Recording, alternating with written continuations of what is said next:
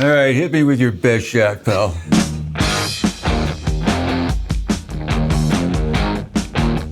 Scott, thank you very much for joining us to talk about Jailbreak. Go back to late 75 when recording started on the album. I think it's fair to say that at that point it wasn't absolutely clear that the band's success was guaranteed. So what was the backdrop to Jailbreak? What was the situation? You mean the feeling amongst everybody? Yeah, what were you... We were up for it, absolutely, no doubt about it, right? But as I said earlier, back then you were given a 3-album deal, right? And you were kind of expected, it was okay if you didn't do well on your first 2 albums, right? But on the 3rd release, you better make something of yourself or you're going to be showing the back door really quickish, And we got this from pretty much everybody, our management, the record company.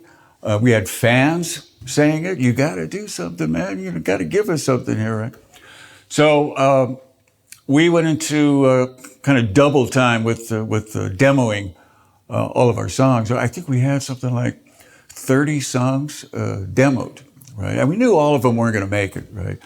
But so when it came time to pick out what's going to be the definitive lineup that you're going to record, it's kind of interesting to note that The Boys Are Back in Town was not on that list, right? And the only reason it made it onto the album is one of our managers, Chris O'Donnell. He says, "Well, let me hear the demos that you've been doing here, so I know what we're talking about here." He listened to all of them. He was taking notes, and he realized that this song, I think it was called "The Boys Are Back" at this point, right? He goes, "Why is this Boys Are Back? Why is that not on the list to do, right?" He said, "Well, it's we don't know. It's just kind of right now. It's just like another song because at this point it didn't have any guitar harmonies, no breaks, or you didn't have the fluff on top. You just had Phil's vocals and the basic track, right?" So he said, "No, I really like that. I like the lyric content. I think it's really cool. It's got a great message. I really think you ought to put that on the to-do list." Okay, it gets put on the to-do list. And that's when Brian Robertson and myself realized that we were going to have to really step up with this one, right? Because there were actual real breaks in this song. And we wanted to put in these kind of musical breaks, right? But we didn't know what at the time. And remember Phil, God love him, came up with this riff. He goes, "Yeah, if we do something like this, da-da, da-da, da-da," I'm thinking, da-da, da-da, da-da. That doesn't sound very interesting, right? How about if we do this? Da-da-da, da-da-da. And he goes, yeah, that's cool. And that's when Robbo chipped in and said, "Yeah, and I'll do the harmony line to that." And then we figured out how we were going to finish the line off and all that. And towards the end of the song, you can hear the ascending line going up to kind of end the song, get it at a crescendo. And, we finished it. We, listened back to it. Thought, yeah, that actually sounds pretty cool. Not bad. Yeah, I'm glad Chris O'Donnell said something about putting it in the thing. But at this point, it was not a single at all. We didn't know what the single was going to be. Probably if it was up to us, we probably would have picked something else. I don't know why. But so we left it to other people to pick the single. Because on the first 2 albums we did, and we were miserable failures at it, right? So what happened, we were on tour in America. We did an interview in Louisville, Kentucky with these 2 DJs, right? Had a great time with them, right?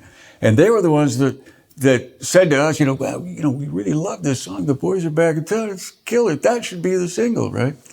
Okay, And they started to hammer this song out. They must have played the song at least twice an hour for, I don't know how long it was, right? But what that did is it caught the ear of the surrounding radio stations, and then the surrounding after that, and then after that, to where it just spread all over America, and then we had ourselves a U.S. hit with The Boys Are Back in Town without us even picking it. It was 2 DJs from Louisville, Kentucky that actually picked the song. So thank God for those guys.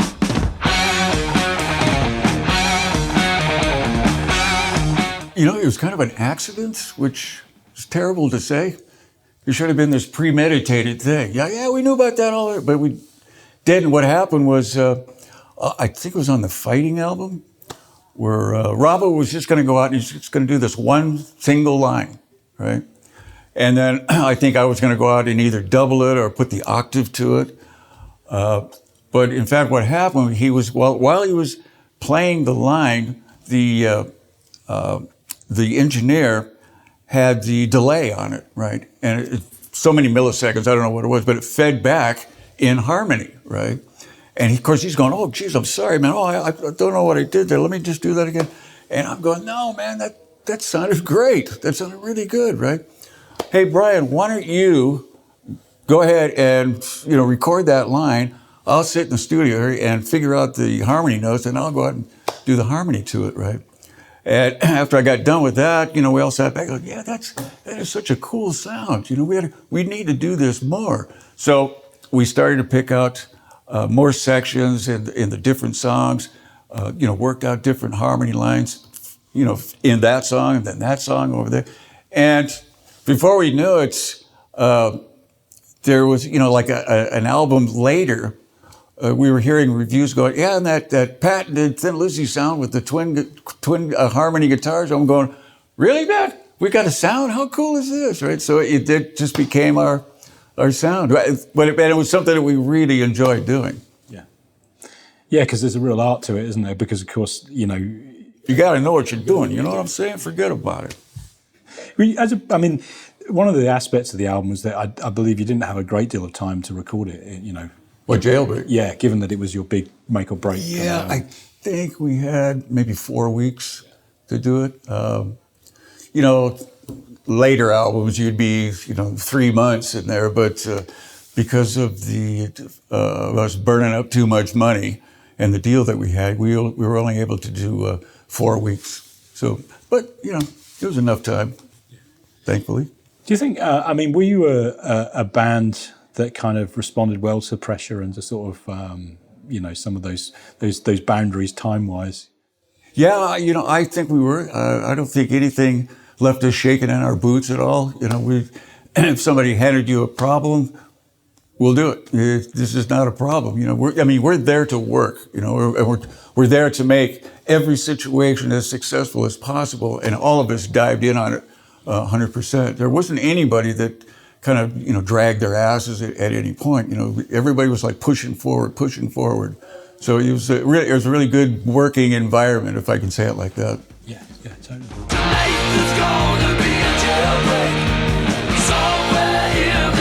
Let's talk about the title track of the album, Jailbreak, because to me I enjoy that song every bit as much as The Boys Are Back in Town. It's such a great riff. So tell me a little bit about how that unfolded. That was Phil's riff.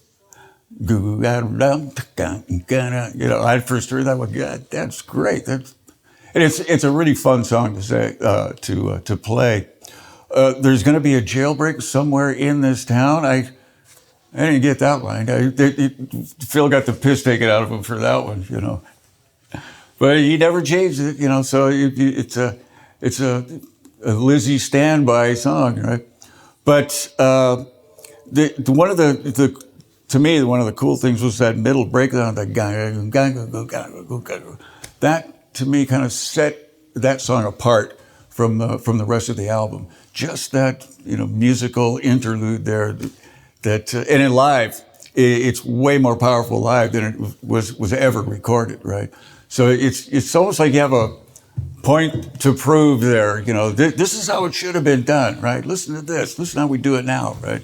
So that's one of the great things about being on tour, is if you think you screwed it up in the studio, you always get a second chance out on the road, right? This is how it should have sounded, right? We had a lot of that. One of the nice things, you mentioned that bit where, the sirens go off and it's like people are chasing the convicts down the road. One of the things I love about Thin Lizzy is they always had this ability to almost like create pictures in your mind, to tell a story that's a bit more ambitious than you might encounter normally in a rock. Yeah, we weren't afraid to try, sort of odd. They were thought of as oddball kind of things to do at the time. Like you say, the sirens going off. I don't think I ever heard anybody else doing things like that. You know, putting a siren in your song, right? But I mean, nowadays it's like, yeah, you know, it's been done all the time, right? But back then it was like pretty innovative, really. So yeah.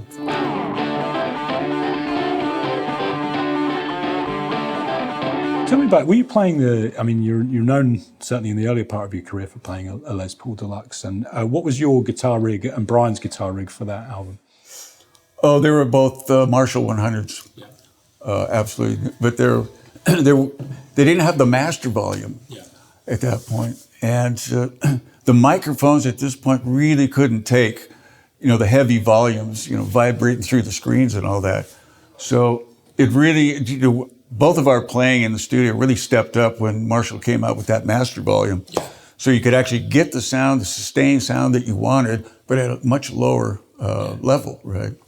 There's so many times, you know, before that master volume came in, that you could see we were playing so loudly, you could see that we were actually tiring people out. You know, they wanted to get in there with you, but they've just been relentlessly beat up with these dBs just crashing into them. And you saw that from the stage, you know.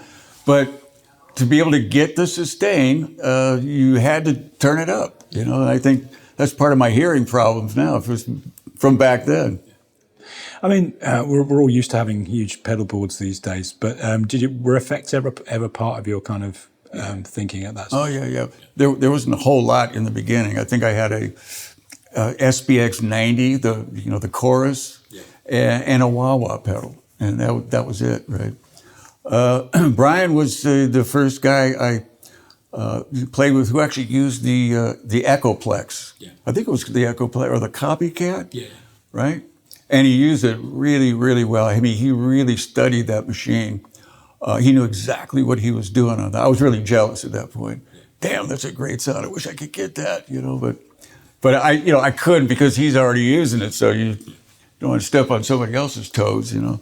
But yeah, there were very few pedals that we used. And then later on, you got to the point where everybody had these. The huge refrigerator just filled with racks of this and that and that. You know, I remember we put mine together and I must have had like 10 different racks in there. And I looked at it and go, how do you turn this damn thing on? Where's the on button? I had no idea how to turn this on. And I hope it doesn't break down because I have no idea what's going on here, right? But I finally got rid of that. I was finding that, you know, the compression and all that, it just killed your guitar sound after a while because you just use it too much. So I got rid of it. And I went back to just using a chorus pedal, a wah-wah pedal, and what else did I use? I think it was one more pedal. I can't remember what it was. And your tuner, you know. That was the big deal. You know, having a tuner on stage, oh my God, you know. There was no gang, gang, gang, gang, gang, gang, gang, gang. You know, while Phil's trying to introduce the next song. We had many, many arguments over that. Yeah. You guys are tuning up in between the songs. I can't. Yeah, well, I'm not going to play out of tune. Now you got to let us. So when the tuner came in, it eliminated all of that. It was great. Yeah, it's funny. Well, you can I'm feeling so old right now. You know. Well, you do take it for granted because you just mute and then you tune up quietly and professionally. And it's all very smooth. And the spotlight's off you, so nobody's really paying attention to what you're doing. Well, there's that joke with the folk guitarist facing the firing squad, and they say, any last requests? And he says, yeah, can I tune up my 12-string? So, I like it, yeah. Just give me a bit more time. Yeah.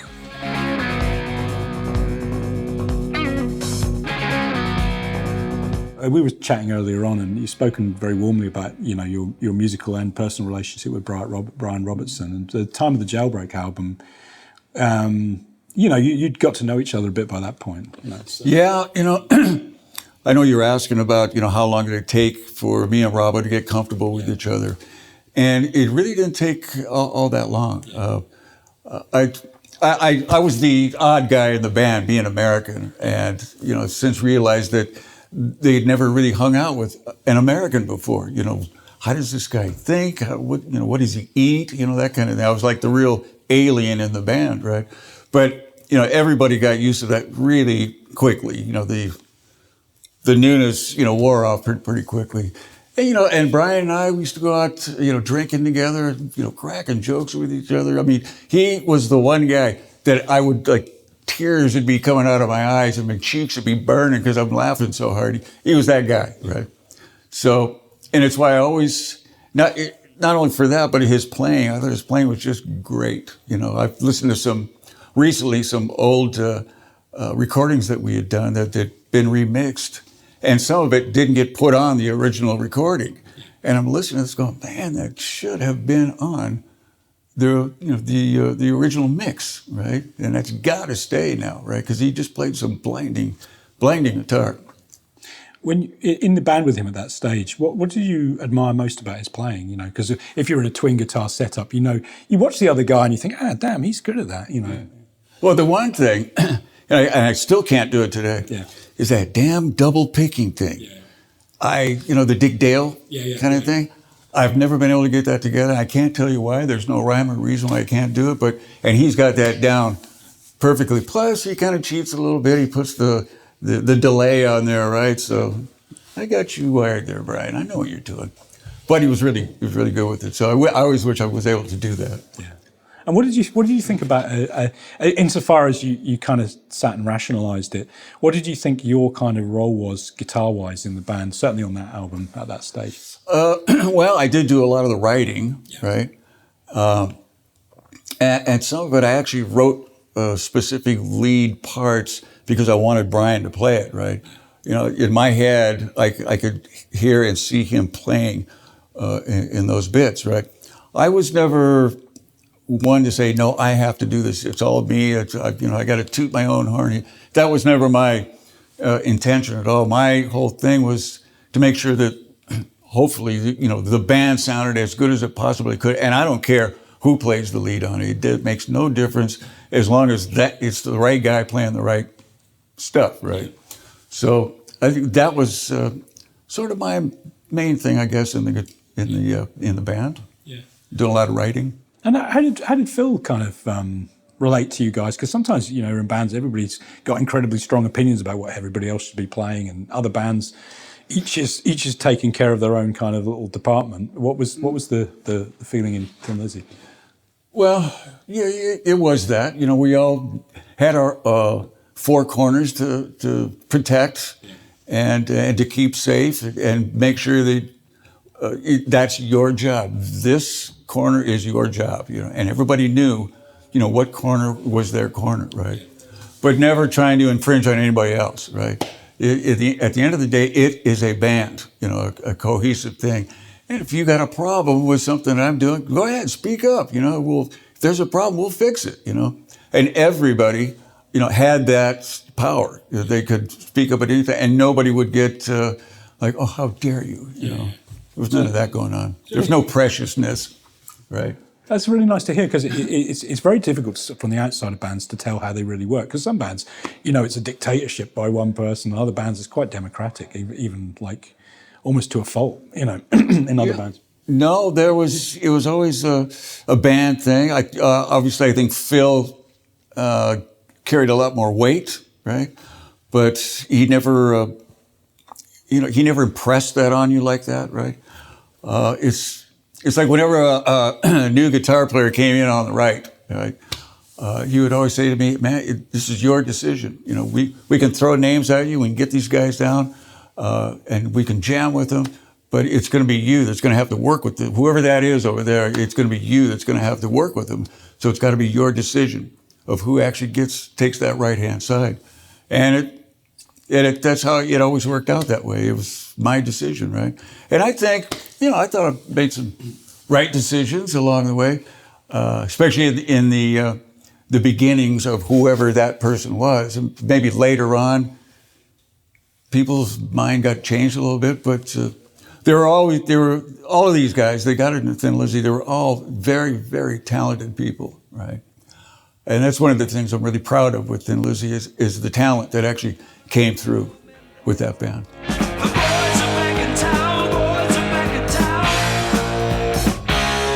When The Boys Are Back in Town, when it became a hit, what was your reaction to that? Because like you say, you had been kind of on, not quite on the chopping block as a band, but certainly you'd felt the pressure a bit. But how did it feel when that all kind of blew up? Your life changes completely. Now you're on these massive, Coliseum kind of tours, right? And the money changes too, a bit. You're not getting the money straight off the bat. There's no doubt about that. You got to wait for that. But your status goes up. More people are looking at you now. Other bands now are really scoping in on you to see what's all the hoo-ha but with these guys, these Thin Lizzy guys, or anybody that gets that kind of success. So it's a game changer. I think if we'd only had the one hit, that might have been a problem. Because everybody's that's great. You had a great hit single, loved it. Well, where's the next one? What have you done for me lately? There's always that, right? So you can't really rest on the laurels. That they say you've got to keep, as I put it, taking that 3 steps forward to the front of the stage. And you got to keep pushing all the time. Yeah. You can't let up because you never know when the boat's going to sink. You don't have the crystal ball, so. You just got to kind of keep in mind that the boat could sink at any point. Yeah. So you got to work as hard as you can and just keep it going. Keep the pressure up. Did you feel that transition, to being a hit band, quote unquote? Did you find that easy? I mean, I've spoken to artists in the past, including close friends who've sort of had a similar moment of hitting the big time and noticed how people's even just everyday interactions with people changes and all this sort of thing. Sure it does. Now everybody sees you on TV, they hear you on the radio, they're reading about you and, papers and all that. Sure, people's attitude towards you personally, they do change, But I think with us, because we weren't some pop band or something, I think people looked at us in a more serious way, maybe a little more respectful or whatever, which was great. So that transition that you're talking about really wasn't that awe-inspiring, personally. It was like, it felt more like a gradual thing until all of a sudden you were a really big band and you're like, wow, where did that come from? Was I not paying attention, here we're playing to like 40,000 people and we're headlining. Wow, amazing, Sorry, go ahead. I was going to say, well, as a guitarist, I mean, it's something guitarists, we kind of dream about, playing in front of the proverbial stadium full of people. But I mean, is that more stressful or less stressful than playing small clubs, right, when you can see the whites of people's eyes, There's a bit of both in both worlds, Yeah, the smaller places, everybody's beaming right in on you. They're watching have you moving on the neck kind of thing, what you're doing, what pedals you're pressing, all that. In the stadiums, nobody can see that, right? But there's so many people out there that go, oh my God, you just dropped a really bum note. And 10,000 people are going, oh God, man, that guy's crap. So there is that, So I think it's down to what you feel most comfortable with. And I think, the more we played all these ginormo domes, it just became like a natural kind of thing. It just became no problem at all.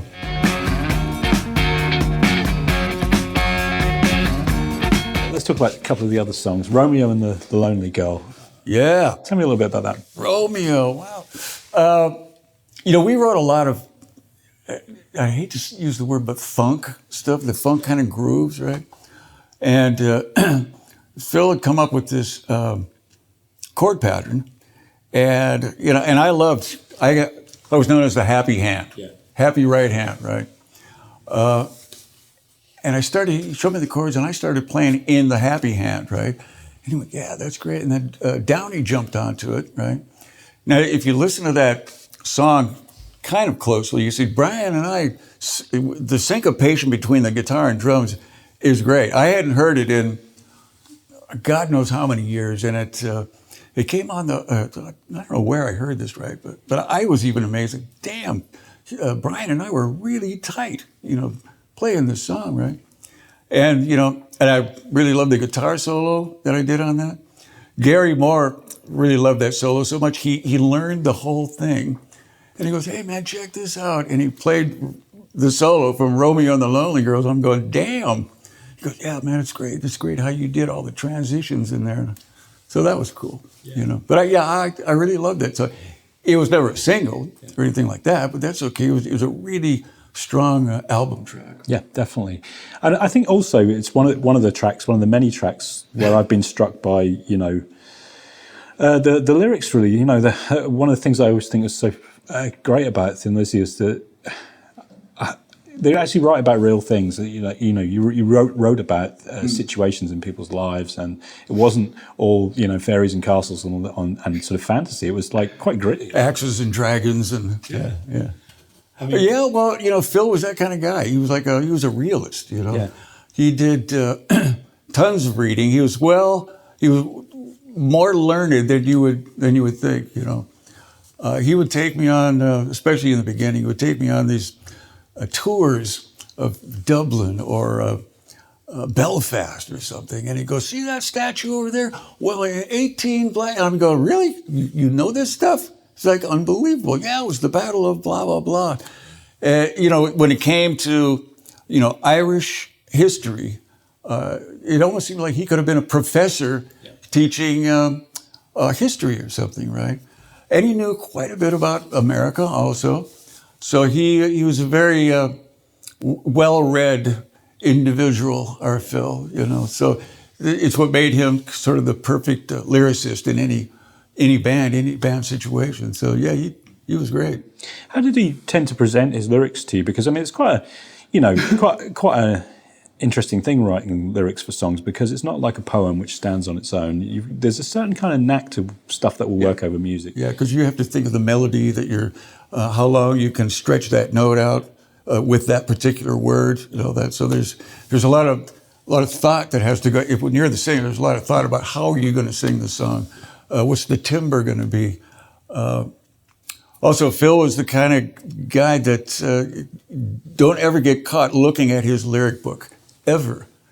He did not tolerate that at all, right? And it was kind of the thing that I was talking about my art. No, I'm not going to show you this, right? He was that way with his lyrics, right? But he loosened up with me because there was a few times where you'd see him in the studio and he was stuck for a word or a phrase. You just have this, he's got into a black spot. He just couldn't think of anything. And I would go, hey, Phil, how about blah, blah, blah, right? And he'd go, yeah, okay, great. And he would sing and it would work, right? And after doing that a few times, he would kind of sit with me in the couch in the back of the studio and goes, so what do you think of that there? Have a read. I'm like, well, really? Okay, right? So he loosened up with that, you know, knowing that I could help him out every once in a while, get him out of a little bit of a jam, right? So he kind of, I think if he trusted you, it was like, okay, you can look at my lyrics now, right? Yeah. We'll talk about one more track, Emerald, which is great track. So tell me a little bit about that. Emerald had been around for years and years. And it's the song, and I think we're all credited on that one, right?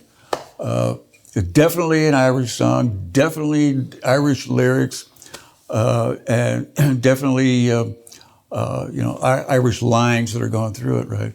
But with a lot of power at the same time, which I don't think had been done at that point, you know.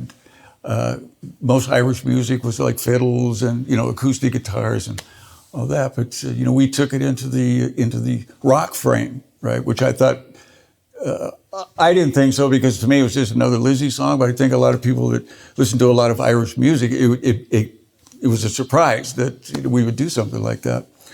But it's one of those songs in every set, no matter what year it is or whatever, that song is going to be in the set. Mainly because it's just such a fun song to play. You can let yourself go and you can turn your amp up and just let rip, right? And it's the perfect chord sequence, and it's an A minor, so there's plenty of room to just go anywhere you want. So it's a great song. I'm glad you brought that one up, because I really love that song.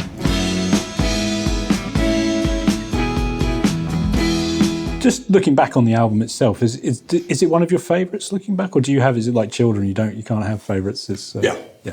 How dare you, sir?